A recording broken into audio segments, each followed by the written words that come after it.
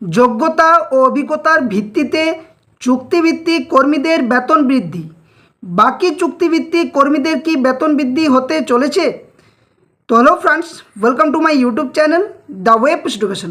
So friends, এই মুহূর্তে আপনার জন্য একটা গুরুত্বপূর্ণ আপডেট, সেটা হচ্ছে চুক্তিভিত্তিক কর্মীদের যেগুলো বেতন বৃদ্ধি পায়নি বা বাজেটে ঘোষণা হয়নি, সে নিয়ে বিভিন্ন চুক্তিভিত্তিক কর্মীদের মধ্যে একটা অসন্তোষ তৈরি হয়েছে বা দেখা দিয়েছে। তো তারই মধ্যে বিভিন্ন চুক্তিভিত্তিক কর্মী সংগঠনের তরফ থেকে বারংবার রাজ্য সরকারকে নিবেদন জানানো হচ্ছে যে যেভাবে আইসিডিএস, আশাকর্মী বা প্যারা টিচার বা এনভিএফ এই সমস্ত বা সিভিক ভলেন্টিয়ার এই সমস্ত চুক্তিভিত্তিক কর্মচারীদের যেমন বেতন বৃদ্ধি পেয়েছে, বাকি যেগুলো পড়ে রয়েছে তাদের কবে বেতন বৃদ্ধি পাবে। তো এ নিয়ে রাজ্য বিধানসভাতে যে বাজেট পেশ এবং তারপরে যে আলোচনা, সেখানে নানান নতুন বিতর্ক তৈরি হয়েছে। তো তারই মধ্যে একটা গুরুত্বপূর্ণ বিতর্কের চুক্তিভিত্তিক কর্মীদের নিয়ে কথা উঠছে। তো সেই বিষয়ে আপনার সামনে আজকে ভিডিওর মধ্যে তুলে ধরার চেষ্টা করব। তো সকলে ভিডিওটা শেষ পর্যন্ত দেখুন এবং যারা চ্যানেল নতুন ভিউয়ার্স রয়েছেন, এই ধরনের গুরুত্বপূর্ণ নিউজ, আপডেট, নোটিফিকেশান সংক্রান্ত তথ্য পাওয়ার জন্য অবশ্যই চ্যানেলটি সাবস্ক্রাইব করে পাশে থাকা বেল নোটিফিকেশন করবেন। তো দেখুন কি বলা হচ্ছে না, যোগ্যতা ও অভিজ্ঞতার ভিত্তিতে বেতন আর্জি চুক্তিভিত্তিক কলেজ শিক্ষকদের।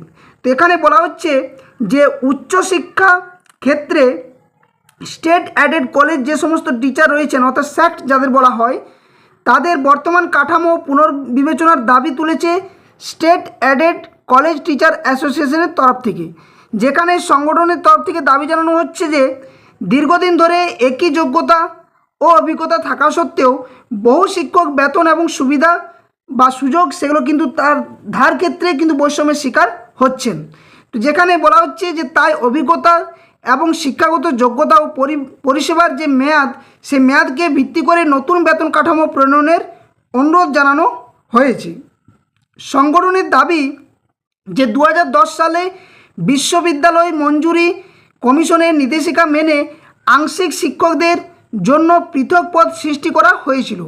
পরে চুক্তিভিত্তিক শিক্ষকদেরও স্থায়িত্ব দেওয়া হয়, কিন্তু 2019 সালে জারি হওয়া এক সরকারি নির্দেশিকার মাধ্যমে আংশিক চুক্তিভিত্তিক এবং অতিথি শিক্ষকদের একত্রিত করে স্টেট অ্যাডেড কলেজ টিচার বা স্যাক্ট নামে নতুন শ্রেণীবিভাগ তৈরি করা হয়। সংগঠনের অভিযোগ এখানে যে সেই সিদ্ধান্তের ফলে বহু ক্ষেত্রে বেতন এবং পরিষেবা সংক্রান্ত অসঙ্গতি তৈরি হয়ে রয়েছে। স্যাক্টের বক্তব্য কি না, বর্তমানে এমন বহু শিক্ষক রয়েছেন যাদের যোগ্যতা এবং অভিজ্ঞতা একই হলেও তাদের বেতন কিন্তু এক নয়। কোথাও অপেক্ষাকৃত নবীন শিক্ষক বেশি পারিশ্রমিক পাচ্ছেন, আবার বহু প্রবীণ শিক্ষক কম বেতন পাচ্ছেন।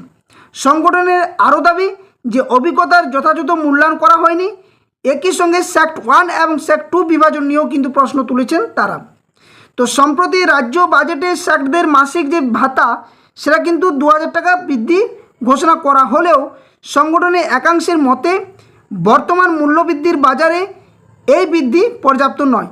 স্যাক্টের রাজ্য সভাপতি অরুণ কুমার পাল বলেন যে অর্থমন্ত্রী স্বপন দাশগুপ্ত শিক্ষকদের কথা মনে রেখেছেন, তার জন্য তাকে ধন্যবাদ জানাই। তবে বিষয়টি পুনর্বিবেচনা করা প্রয়োজন। তাদের আবেদন শুধু সামান্য ভাতা বৃদ্ধি নয়, বরং যোগ্যতা, অভিজ্ঞতা এবং দীর্ঘদিনের পরিষেবার ভিত্তিতে সামগ্রিক বেতন ও পরিষেবা কাঠামোর সংস্কার করা হোক। তো সংগঠনদের দাবি কী হচ্ছে না, তারা ইতিমধ্যে শিক্ষা দপ্তর এবং বর্তমান সরকারের সংশ্লিষ্ট মহলের কাছে বিষয়টি বিস্তারিতভাবে তুলে ধরেছে। তাদের আশা যে ভবিষ্যতে এই দাবিগুলো বিবেচনা করে একটি ন্যায্য এবং স্থায়ী যে প্রাপ্য অধিকার, সেটা কিন্তু তারা পাবেন। তো দেখুন, এই যে চুক্তিভিত্তিক কর্মচারী যারা রয়েছেন, আমি দীর্ঘদিন ধরে আপনাদের বলে আসছি যে চুক্তিভিত্তিক কর্মচারীর ব্যাপারে, তো অনেক চুক্তিভিত্তিক কর্মচারী কিন্তু বঞ্চিত হয়েছেন, এটা কিন্তু বলার কিন্তু আর অপেক্ষা রাখে না। কিন্তু মূল বিষয় হচ্ছে এই চুক্তিভিত্তিক কর্মচারীদের মধ্যেও কিন্তু আবার বিভিন্ন বিভেদ তৈরি হয়েছে। তো যাতে করে সমস্ত রাজ্যে যে চুক্তিভিত্তিক কর্মচারী রয়েছেন, বিভিন্ন রাজ্যে যে হিসাবে বেতন পরিকাঠামো বা যে সুযোগ সুবিধা বা যে দাবি দেবগুলো থাকে, সেগুলো কিন্তু পূরণ হলেও আমাদের রাজ্যে দীর্ঘদিন ধরে সেগুলো কিন্তু এখনও পর্যন্ত বঞ্চিতই থেকে গেছে। তো যেহেতু বর্তমান রাজ্য সরকার অনেক চুক্তিভিত্তিক কর্মচারী রয়েছেন, যেমন প্যারা টিচার রয়েছেন বা পার্শ্ব শিক্ষক, সেখানে আইসিডিএস, আশাকর্মী, এনভিএফ, সিভিক, বিআরপি বা ভিলেজ পুলিশ, প্রাণীবন্ধু, প্রাণীমিত্র এই সমস্ত চুক্তিভিত্তিক কর্মচারীদের বেতন বৃদ্ধি করেছে। সাথে সাথে এই যে স্যাক্ট বলা হচ্ছে, এনাদেরও কিন্তু 2000 টাকা বৃদ্ধি করা হয়েছে। তবে এনাদের যে মূল দাবি, যেখানে তাদের যোগ্যতা, অভিজ্ঞতা এগুলো কিন্তু দেখা উচিত, কারণ উচ্চশিক্ষা পর্যায়ে যেহেতু এই শিক্ষক শিক্ষিকাদের যে বেতন বৃদ্ধি করা উচিত সেই হিসাবে কিন্তু পায়নি।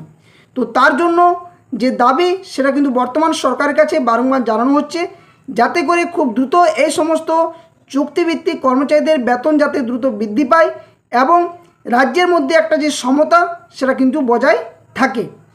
তো এই আপডেট এগুলো কিন্তু খুবই গুরুত্বপূর্ণ আপনাদের জন্য, কারণ যারা চুক্তিভিত্তিক কর্মচারী রয়েছেন তারা জানেন যে বর্তমান যে রাজ্য সরকার এসেছেন অবশ্যই এনাদেরকে বাহবা জানানো বা সাধুবাদ জানানো দরকার, কারণ এই সমস্ত চুক্তিভিত্তিক কর্মচারীদের বেতন বৃদ্ধির কথা ভাবছেন, কিন্তু অতীতের সরকার এই বিষয়ে কোনো ভ্রুক্ষেপ করেনি এবং সেখানে হয়তো চুক্তিভিত্তিক কর্মচারী এমনভাবে নিয়োগ করা হয়েছে যেখানে তাদের পারিশ্রমিক একটা লেবারের থেকেও কম।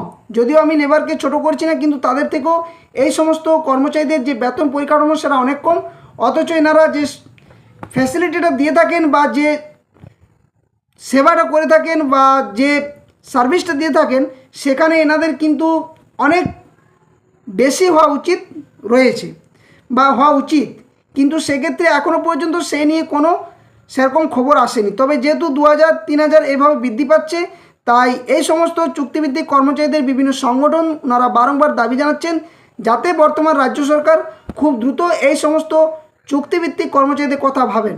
তো অবশ্যই এই আপডেটগুলো আপনার সামনে গুরুত্বপূর্ণ রয়েছে। তো এই ধরনের আপডেট পাওয়ার জন্য অবশ্যই চ্যানেলটি সাবস্ক্রাইব করে রাখবেন। যথাসময়ে আপনাদের এই ধরনের গুরুত্বপূর্ণ আপডেট নিউজ তথ্য নিয়ে আসার চেষ্টা করব। তো ভিডিওটি বেশি লেন্দি করছি না, আজকে এই মুহূর্তে এই পর্যন্ত থাক। পরবর্তী আপডেট পাওয়ার জন্য অবশ্যই চ্যানেলটি সাবস্ক্রাইব করে পাশে থাকা বেল নোটিফিকেশন অন করবেন। ধন্যবাদ, জয় হিন্দ।